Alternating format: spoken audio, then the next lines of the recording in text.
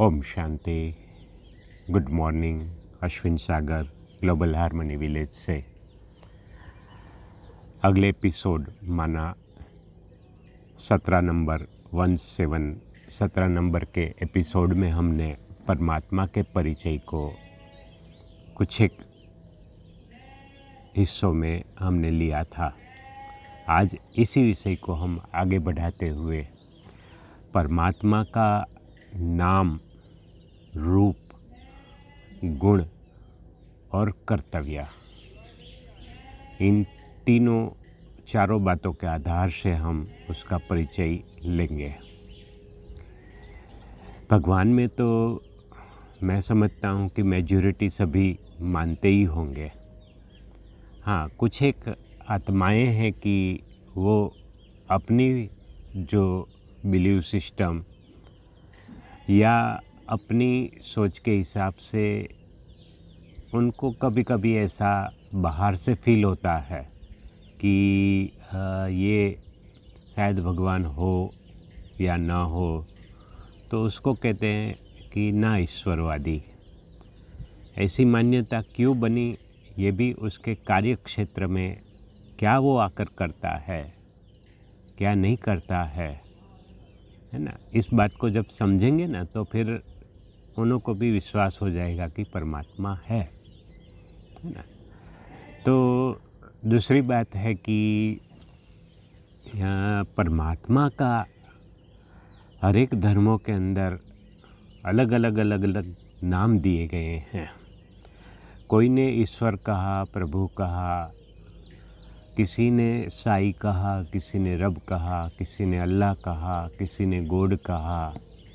नाम अलग अलग दिए हैं, लेकिन सभी को पूछो, लाखों करोड़ों को इकट्ठा करके पूछो कि भगवान कितने हैं, तो सबसे मुख से एक ही बात निकलेगी कि वो एक है। उंगली एक उठेगी और ऊपर की तरह उठेगी उसकी, है ना। हर एक धर्म पिताओं ने, है ना, जो धर्म पिता होकर गए या धर्म स्थापक होकर गए, उन्होंने भी सभी को यही संदेश दिया कि भगवान एक है ना।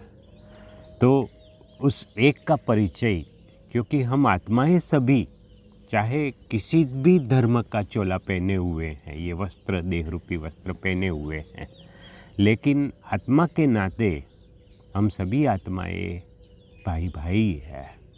चाहे फिर वो स्त्री के शरीर में हो, फीमेल शरीर में हो, चाहे पुरुष के मेल शरीर में हो, आत्मा चोला बदलती है, लेकिन आत्मा का पिता और चोला बदलने के आधार से सपोज कि क्रिश्चियनिटी में बिलीव करने वाले माँ बाप के पास जन्म लिया। अगेन बिलीव शब्द को बहुत अच्छी तरह से समझ ले। बिलीव माना मान्यता, मानते हैं जिस प्रकार से वो परमात्मा को, जिस प्रकार से वो, जिस रास्ते से वो परमात्मा को प्राप्त करने की कोशिश कर रहे हैं, उस रास्ते को अलग अलग नाम दिए गए।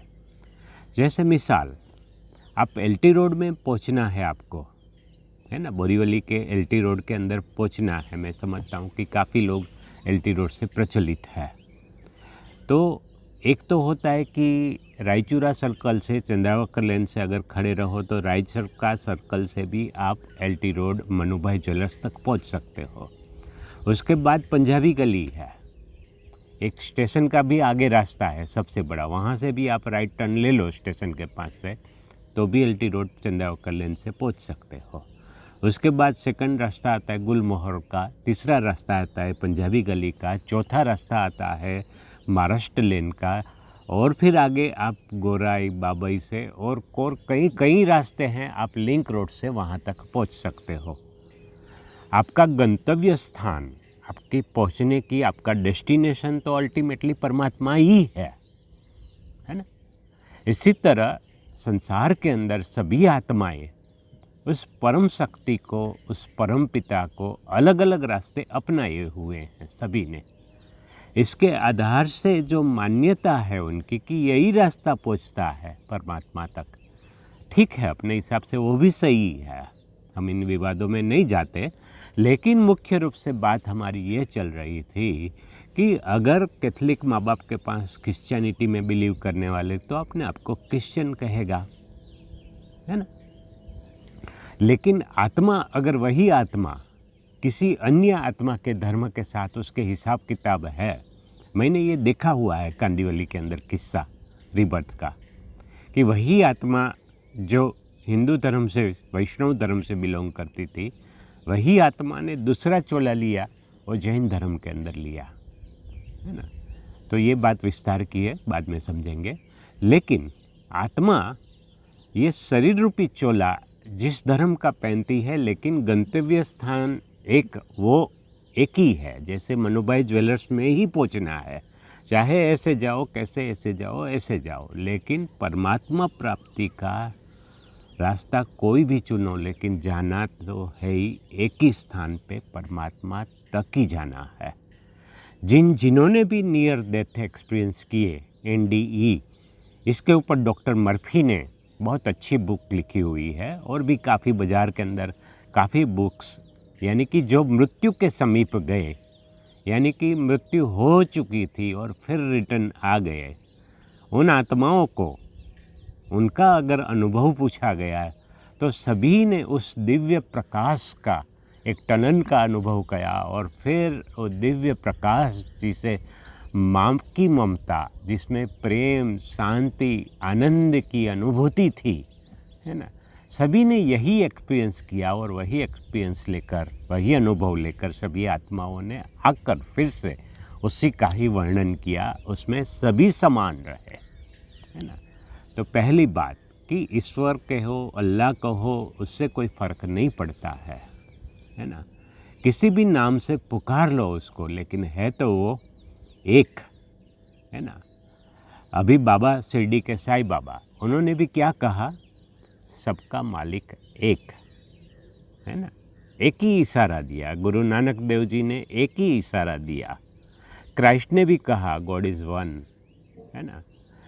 और मोहम्मद पैगंबर ने भी पैगाम दिया, पैगंबर कहा जाता है, मैसेंजर कहा जाता है, उन्होंने भी एक ही बात कही कि वो एक है, अल्लाह अव्वल, है ना, अलग नहीं है वो, है ना।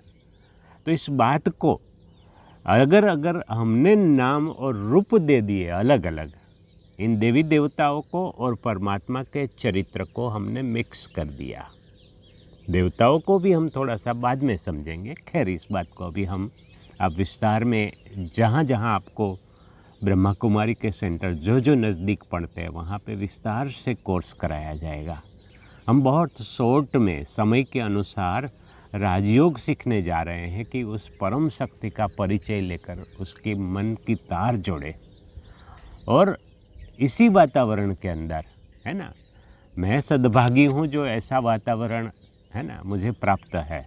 लेकिन जहाँ जहाँ आप रहते हैं, जहाँ जहाँ आप सुन रहे हैं, है ना, उस घर घर को आपको मंदिर बनाना है, आपको अपने मन को मंदिर बनाना है, तो उसकी मूरत को, उसकी सूरत को आपको अंदर संजोना है, बिठाना है, उसकी प्राण प्रतिष्ठा करनी है आपको, उसको जानकर समझकर, है ना।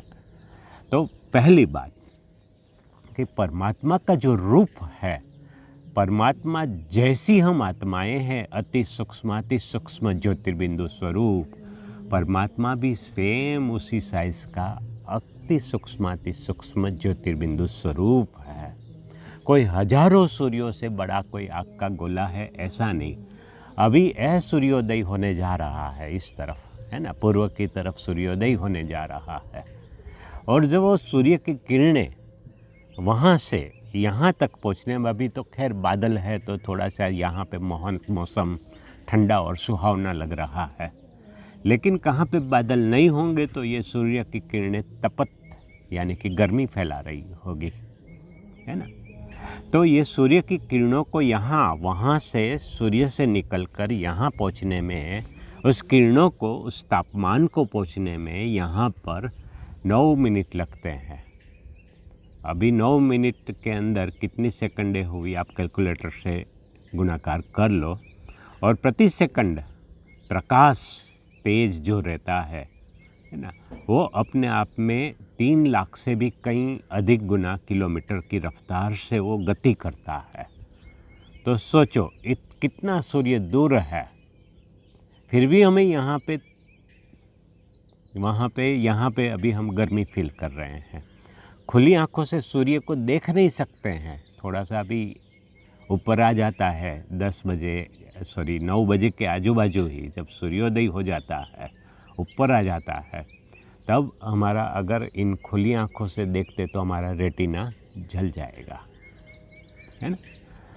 तो अगर इससे हजारों गुना सूर्य बड़ा, जितना बड़ा हो परमात्मा, ये बात ना हो, है ना। इसमें कोई कद की बात नहीं है। जैसे गांधी जी को हम महात्मा कहते हैं, है ना, जैसे संस्कारवाचक नाम है ये महात्मा, परमात्मा का भी वो भी सूचक है, परम है वो सभी में, इसलिए उसको परम आत्मा कहा जाता है।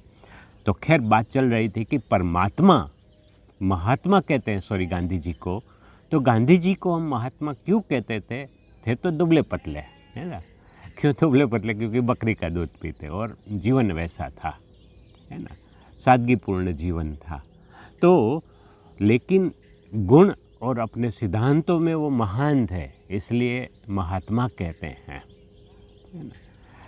तो इसी तरह कोई कद के आधार से नहीं, कद अति सूक्ष्म, जितना साइंस कहता है कि जितना पार्टिकल नैनो होता है, सूक्ष्म होता है, उतना वो ताकतवर होता है। तो परमात्मा सूक्ष्माति सूक्ष्म तेजोमय ज्योतिर्बिंदु स्वरूप है। और देखो परमात्मा के इस रूप को सभी धर्मों ने स्वीकार किया है ना। अपने यहाँ पे जो मेजॉरिटी धर्म है हिंदू धर्म की, वो बाद में हम समझेंगे, लेकिन पहले अगर दुनिया के अंदर सबसे बड़ा धर्म है क्रिश्चियनिटी और मुस्लिम धर्म, दोनों धर्मों के अंदर परमात्मा को नूर कहा गया, लाइट कहा गया है ना। क्राइस्ट ने भी क्या कहा? क्राइस्ट ने ये कहा कि I am a son of God, I am a messenger of God. Christ ने कभी भी ये नहीं कहा कि मैं भगवान हूँ।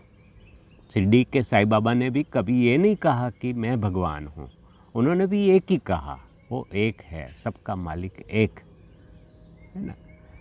इसी तरह साईं बाबा ने एक बीच में दूसरी बात आपको बता रहा हूँ कि साईं बाबा ने 2 संदेश दिए हमको। कौन से 2 संदेश? श्रद्धा और सबूरी, है ना। लेकिन हम क्या करते हैं?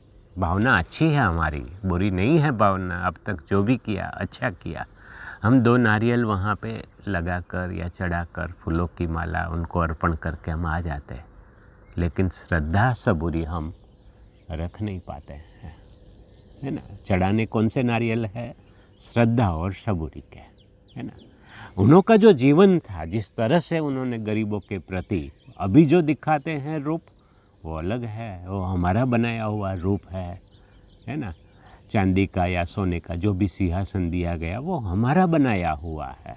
उनका ओरिजिनल रूप वो ये नहीं चाहते थे। अगर वो होते तो ये नहीं चाहते थे, वो अंडरलाइन कर ले, वो नहीं चाहते थे ये, है ना।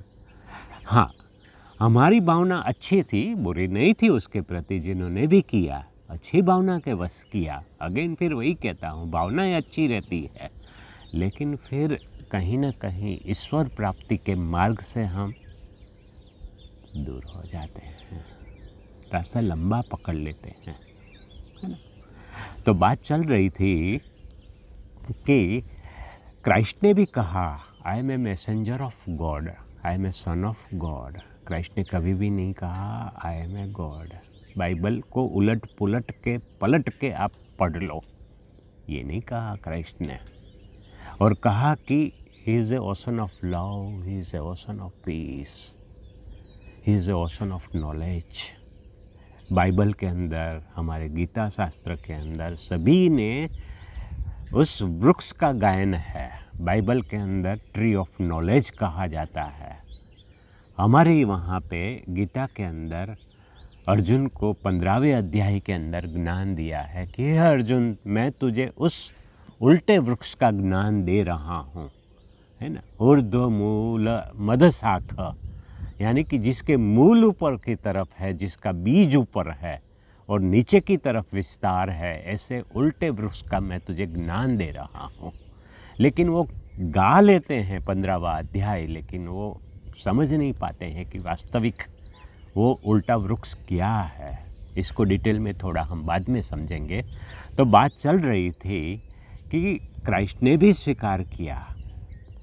मुस्लिम धर्म में भी मानते हैं कि मक्का के अंदर हज करने जाते हैं मुस्लिम भाई बहन, तब वहाँ पे संगे अश्वत्थ का पत्थर, जिसको यहाँ पे ऐसे बिलीव्स है कि वो शिवलिंग है, जो भी है, लेकिन उस निराकार पत्थर को वो बोसो देते हैं, चूमते हैं, और निराकार और नूर इलाही, नूर माना प्रकाश, इलाही माना दिव्य, वो दिव्य प्रकाश स्वरूप है अल्लाह, है ना। हम रूह है और वो रूहानी बाप, रूहानी पिता है, आत्मा का वो पिता है, जिस्म का नहीं, शरीरों का नहीं, है ना।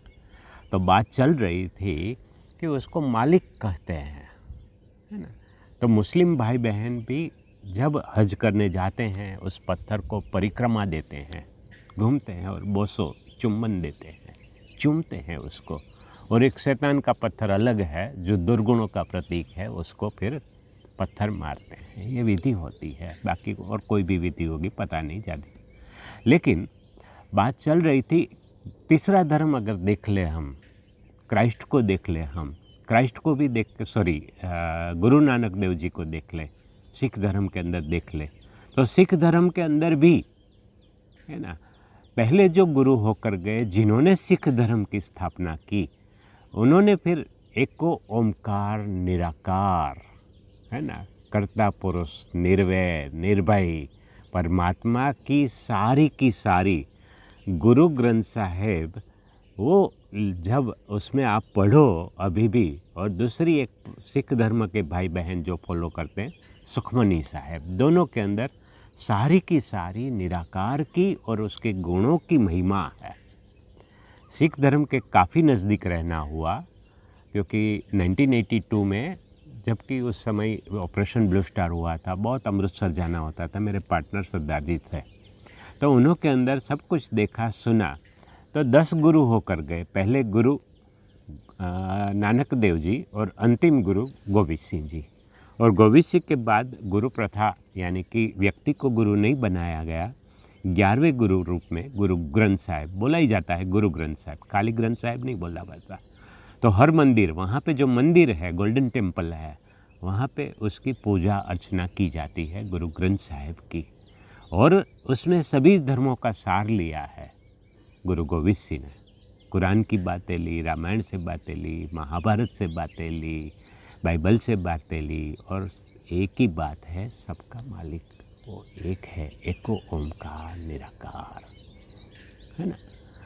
लेकिन फिर धर्म के नाम पे हम क्या क्या कर रहे हैं, एक दूसरे को, आत्मा को ही नुकसान दे रही है, आत्मा को ही नफरत कर रही है ना। हाँ, तो व्यावहारिक जगत में कुछ एक बातें चर्चाओं में बहुत रहती है, लेकिन इन बातों को हमें बहुत डीपली अपनी फीलिंगों में नहीं लेना है, क्योंकि कोई भी प्रकार की नेगेटिविटी, क्योंकि एक ही पिता के संतान है, तो वो पिता को अच्छा नहीं लगता, है ना। इसलिए कभी भी हर धर्म की हर आत्माएं निर्दोष है, हर आत्माएं भूली भटकी है, इसलिए भूले कर रही है ना। खैर, लेकिन परमात्मा के इस निराकार स्वरूप को हर धर्म में स्वीकार किया गया है। हमारे धर्मों के अंदर आप देखो इतिहास को, किसी इतिहासकार को या तो किसी विद्वान को गूगल के ऊपर स्टडी करो, सबसे पुराने से पुराने मंदिर किसका, हर जगह पे जाओ आप, अफ़गानिस्तान से जापान तक जाओ या पूर्व की तरफ से जापान से अफ़गानिस्तान तक जाओ, है ना, हर जगह पे आपको कौन से मंदिर मिलेंगे, शिवालय ज़रूर मिलेगा। और शिवालय के अंदर, है ना, हमने उस ज्योति स्वरूप, है ना, उस ज्योतिर्लिंग की अपने स्थापना की। एक गलत अर्थ निकाल लिया हमारे धर्मों के अंदर, लेकिन लिंग शब्द का अर्थ संस्कृत की डिक्शनरी के अंदर, अगेन फिर मैं बार बार कहता हूँ कि आप गूगल में सर्च कर लो, बच्चों के पास करवा लो। क्या अर्थ निकलता है? लिंग शब्द का अर्थ निकलता है चिन्ह, निशानी। जैसे आपको उल्टा लगेगा, मेरी तरफ से सुल्टा लगता है। एक क्वेश्चन मार्क मैंने किया, ये आश्चर्य मार्क मैंने किया, है ना।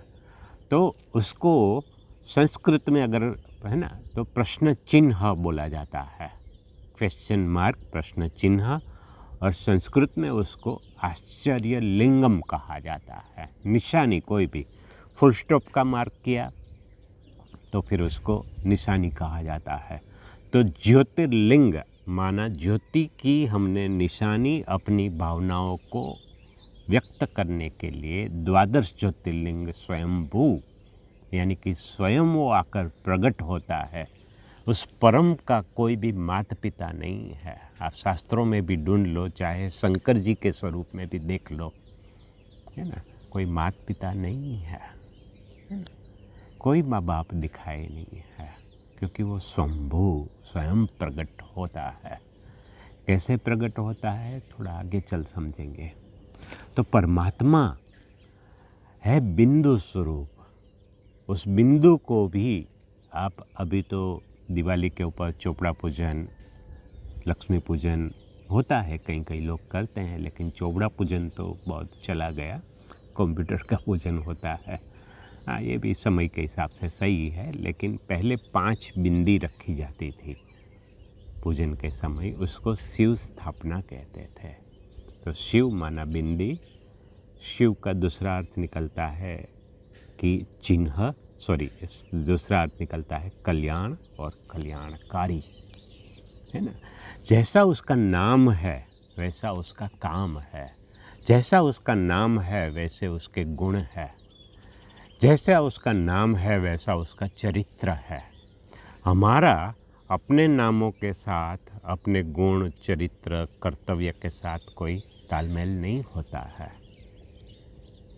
मिसाल, बुरा मत लगाना, किसी का नाम हो तो, किसी का नाम होता है सुंदर भाई, पॉसिबल नहीं है कि वो सुंदर, अति सुंदर हो।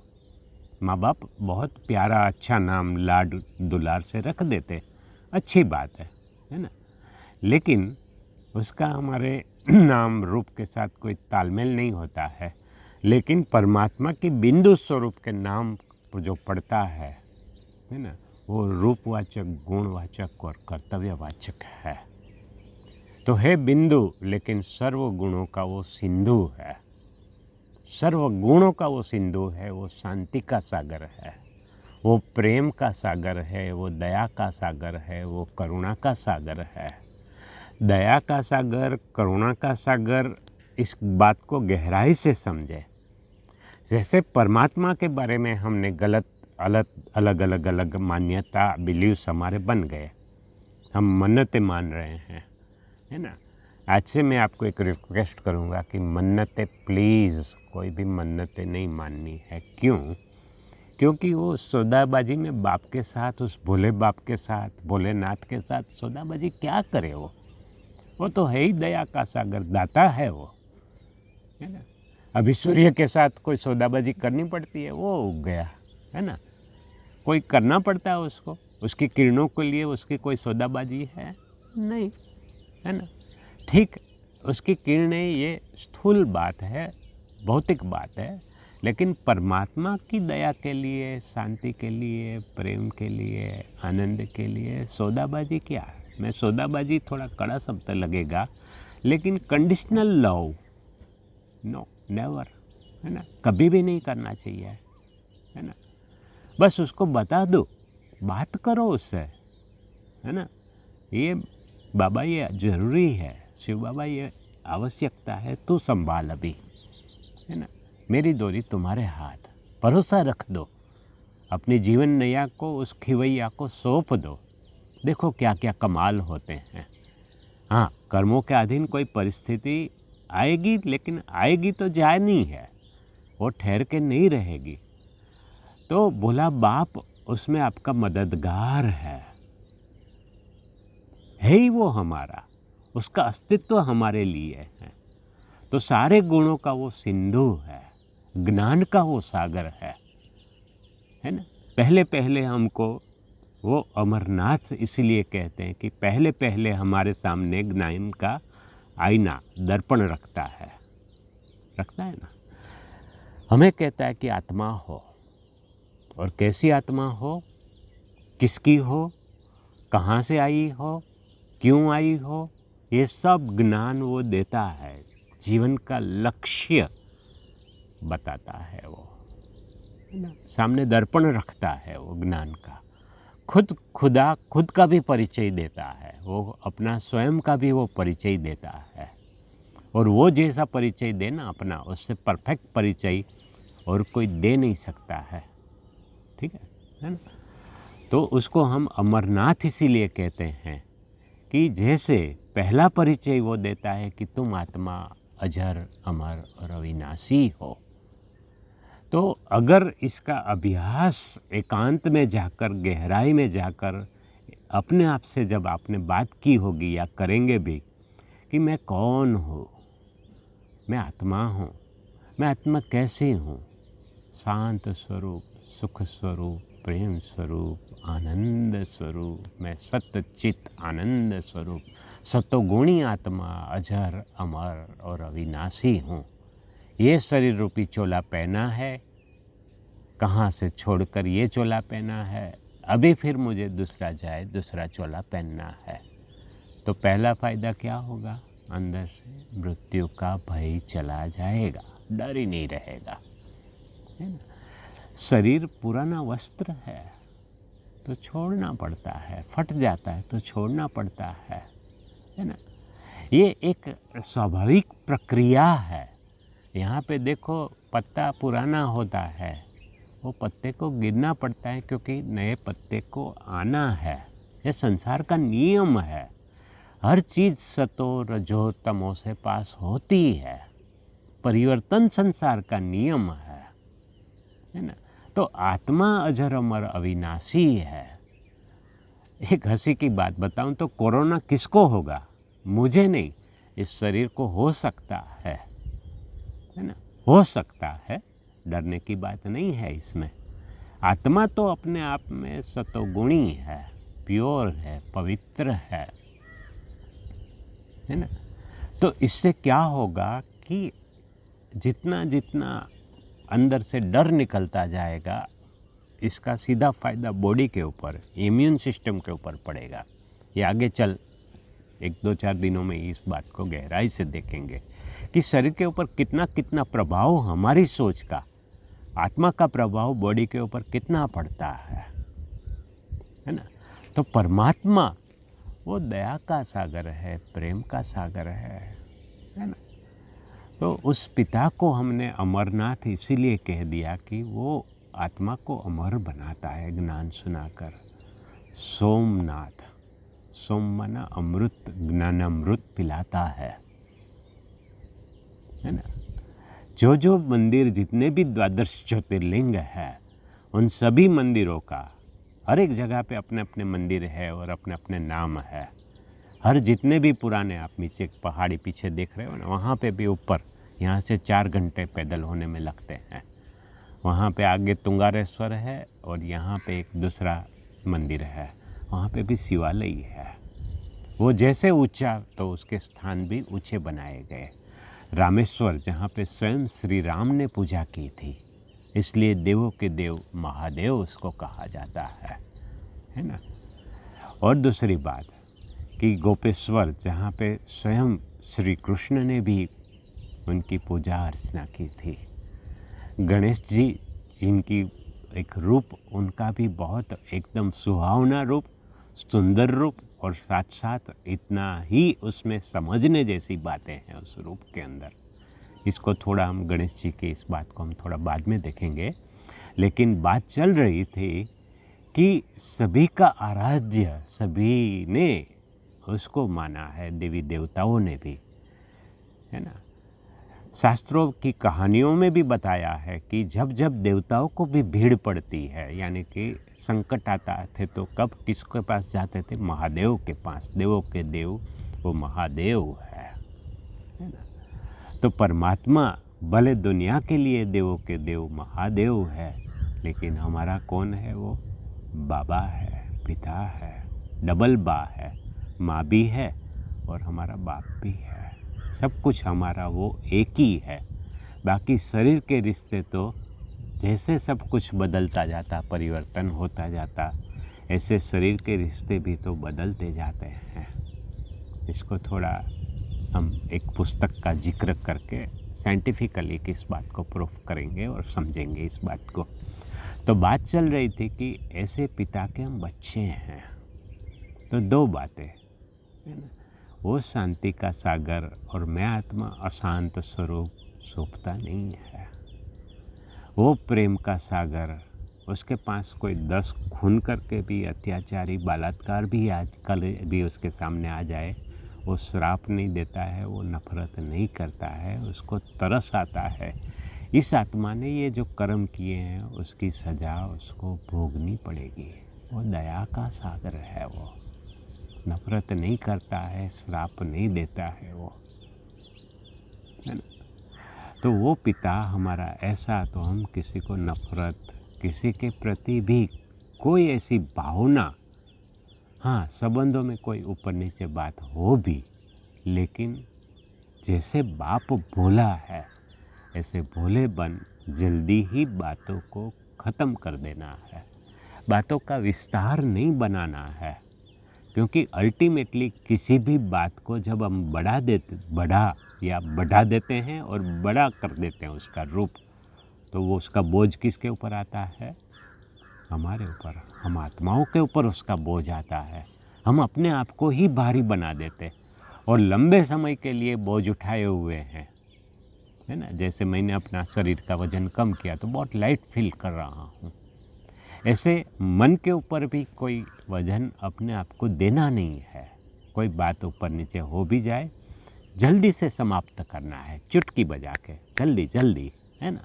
क्यों हम बोझ ढोए, उस पीड़ा को हम क्यों ढोए, है ना।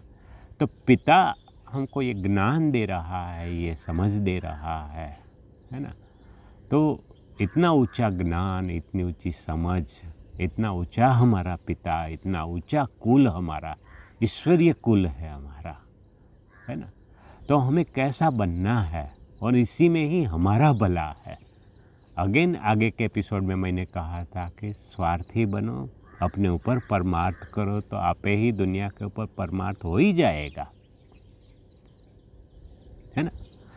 तो अपने भले में पहला सुख, भला बनने में, भोला बनने में पहला सुख किसको है? मुझे। स्वयं को भला बनने का सुख पहले मुझे है।